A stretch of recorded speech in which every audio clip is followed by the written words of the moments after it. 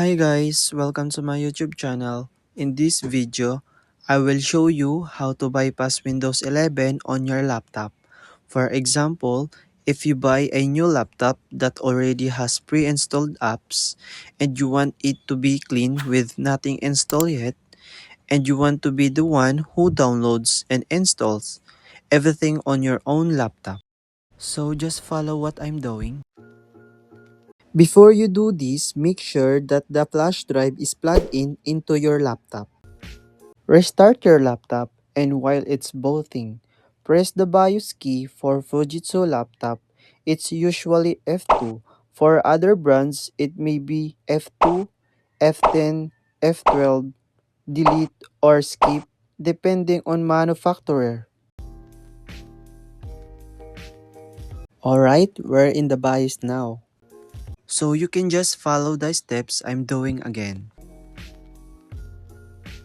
So my flash drive is now here.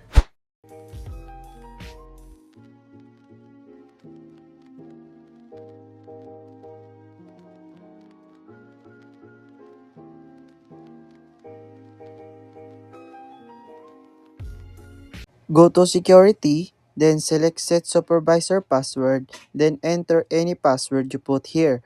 But for me, it's just 123 and enter again. Then go to advanced, select boot configuration. In here, in CSM, if it is disabled, change it to enabled.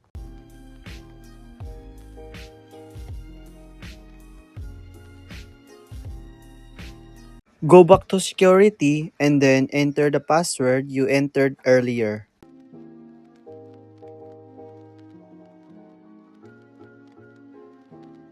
Click on Secure Boot Configurations, then in the Secure Boot option, if it is enabled, change it to disable.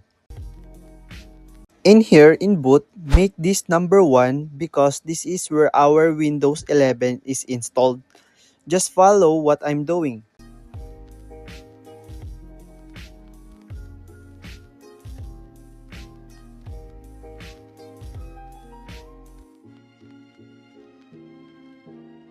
Once you set everything in the BIOS, press F10 and then enter.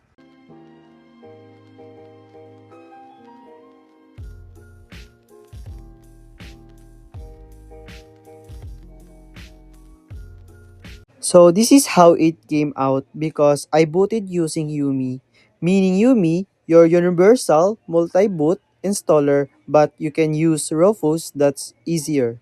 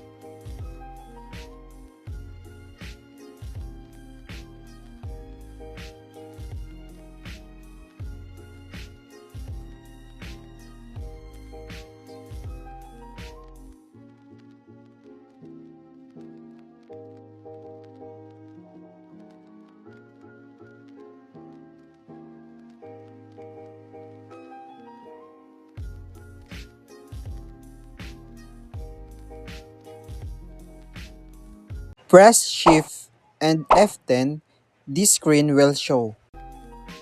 Setting this up is really important. Just follow what I'm doing.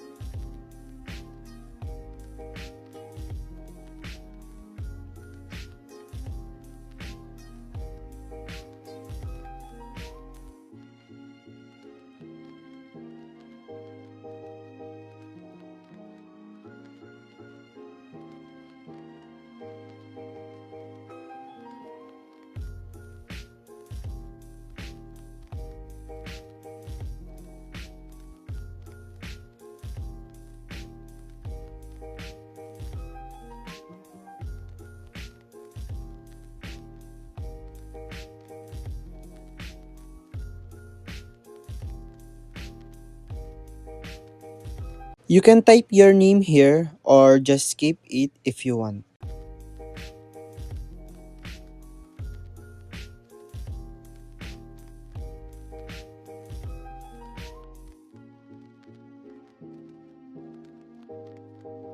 Press Shift and F10, this will be appear. Alright, let's go ahead and start bypassing this program.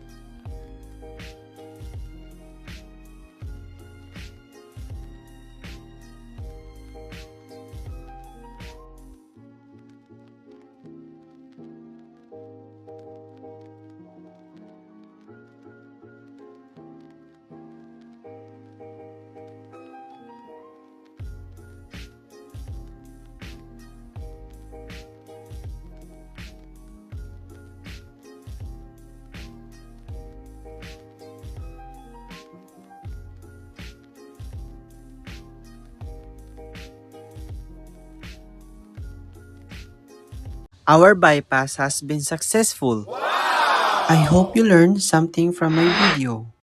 Don't forget to like, subscribe, and turn on the bell icon.